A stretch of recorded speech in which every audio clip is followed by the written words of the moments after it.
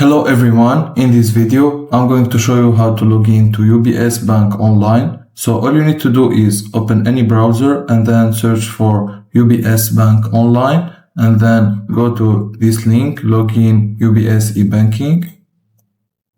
Now it asks you for your contract number. When we see the information bar, you will find your contract number in your Access app or in the activation PIN letter. Select how to log in for more information. So if you don't know how to set up your Access app, you can press on how to log in and then go here, set up UBS digital banking, and then you can see UBS Access app. You press on it.